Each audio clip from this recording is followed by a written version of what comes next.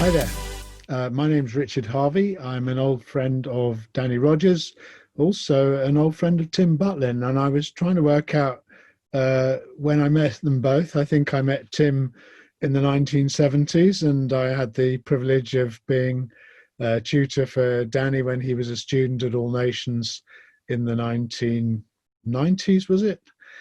Anyway, it's lovely to be with you again today, and it's not my first time at St. Peter's Loudwater, but it's certainly my first time being with you online. What I'd like to do is just go quickly through the passage that we've had read to us. If you haven't read it yet, don't worry, I'll read it again and share some thoughts with you. So we're looking today at the book of James, chapter 1, verse 26 to 27. And it's a wonderful short passage which really helps us to see how we in our own lives should be reflecting God's character. James is summarizing for the audience that he's writing to the things he's been saying throughout the first chapter, and he will go on to develop some of these thoughts in the rest of the book. And in case you can't remember, James, probably the brother of Jesus, his Hebrew name Yaakov, which we translate as James, well known for his piety, died as a martyr in Jerusalem, and is really speaking with a lot of practical wisdom to all of us, but especially from the Old Testament, the Hebrew Bible. And he says this in verses 26 and 27 of chapter 1. If anyone thinks he is religious and does not bridle his tongue, but deceives his heart, this person's religion is worthless. Religion that is pure and undefiled before God the Father is this: to visit orphans and widows in their affliction, and to keep oneself unstained from the world. Now, James is not really saying that religion is a good thing or a bad thing. He's not saying it's something on the inside or something on the outside. He's just saying that if you want to have religion that is worth anything, it's got to match up to three things that he's going to lay out in these verses.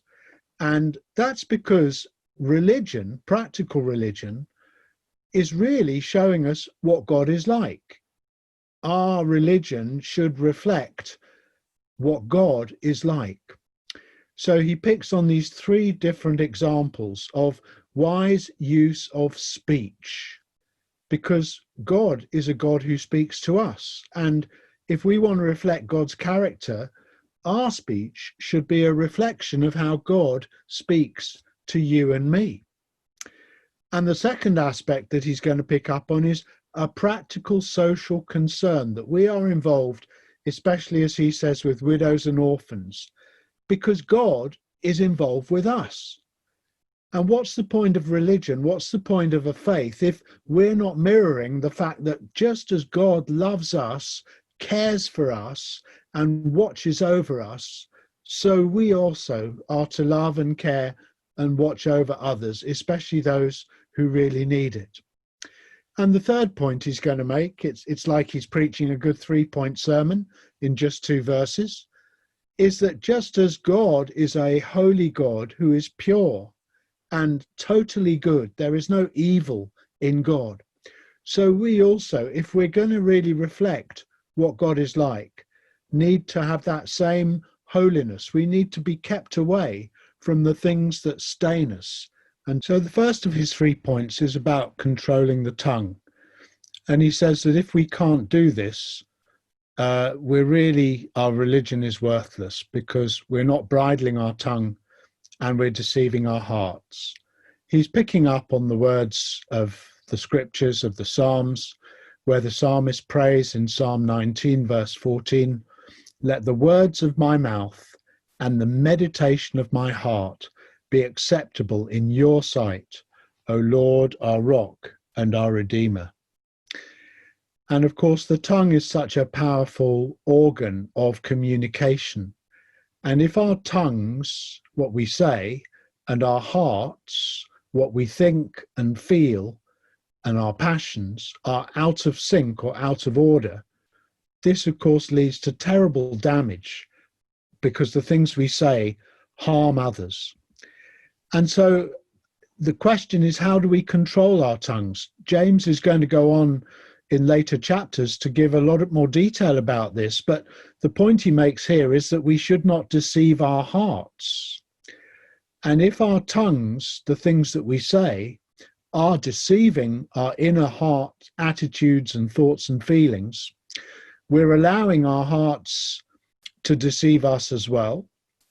And we speak and do not do the things that we say. We say the wrong things and do not realize it. We argue and lose friends. This was a problem particularly for James in his audience. A lot of arguments were going on in the church. The answer is not to be silent, although that's often a help, because even a fool seems wise if he opens not his mouth, but rather to have a self-awareness of what we are thinking and feeling before we put it into words. So we have to control our tongues. The second point that James is going to make is that just as God is a father to the fatherless and the protector of widows, so we too must look after the widows and the orphans. Now, we are all orphans until we are adopted into the family of God. And we are to be fathers and mothers to those who do not have parents. And God himself in the Bible is seen as the husband of his people Israel and of the church. So to look after widows and orphans for James is simply reflecting the character and the activity of God, that he looks after us. He puts us in families. He makes us belong. What did it mean then to visit orphans and widows in their affliction? Well, the widows and the orphans were those who had been bereaved. So they were grieving. And not only were they grieving for the personal loss, but they had lost their identity as members of families and communities. And they had lost their connection. There was nobody to protect them and look after them. They were without power. And as so often, they were isolated and lonely and vulnerable. And so they had to rely on the welfare of others. The widows and orphans in James's day were particularly needing emotional, spiritual, practical, and financial support. You can see the graphic there. The widow and the orphan in printing is where there's a piece that is completely disengaged from the rest of the paragraph. And we need to ask ourselves as Christians, as disciples of Jesus today, who are today's widows and orphans? Of course, we should start with those who are widows and orphans, those who've lost their loved ones. But of course, there are so many people on the margins of our society, the homeless, the asylum seekers, the people who have got emotional needs, the people who've got psychological needs, who've got physical needs, the people who are confused in themselves, who are really isolated and vulnerable today. And we need to visit them. Now, visiting somebody is not just, hello, have a nice cup of tea. Visiting somebody meant looking after them. The word in the Greek is the same word for a bishop, episkopos, somebody who looks over the needs of somebody else. And if you visited somebody, you didn't just greet them and have a nice cup of tea. You actually made sure that their needs were being met. You provided food, shelter, clothing, lodging, purpose. So that's what James means by visiting orphans and widows in their distress, in their affliction. And the third point that James makes in this short 2-verse, amazingly concise sermon is to keep oneself unstained from the world. Now, I don't know if you know much about scholastic partial differential equations. I didn't know anything until last week when it was announced on the BBC local news that Professor Sir Martin Hare, the winner of the 2021 Breakthrough Prize in Mathematics, had won this prize for his work on what he calls stochastic partial differential equations. Professor Hare's work focuses on generating equations to accurately describe seemingly random motion in time and space, such as how droplets of wine spread across the surface of a napkin or the growth of a bacteria on a petri dish. And he tries to put a model together of what does it mean to be a solution to these problems. Now, if like me, you're enjoying this service from your home, you might have your cup of coffee or cup of tea with you. I've got mine here. And if I stain it, or if my paper towel goes in and a stain develops on the serviette, there is no way of calculating, according to Professor Hare, how that stain will spread. And yet for you and me, the stain that James is talking about here is the stain of sin, of falling short of God's standards. The word sin, take away the letter S, take away the letter N, and what do you have left? You have I. And while we are told to keep ourselves from being stained by the world, certainly if you're like me, you know that there are many things that can stain you inwardly and take away your holy position of living rightly with God. Here's the DIY case to stain, the DIY guide to stain removal. It might be tomato sauce, it might be red wine, it might be sweat or deodorant, it might be ink, it might be coffee, it might be grass, whatever it is. These things, if they stain us, or if they stain our t-shirt, we have to find the antidote to remove the stain. And James is saying that we need to keep ourselves from being stained by the world.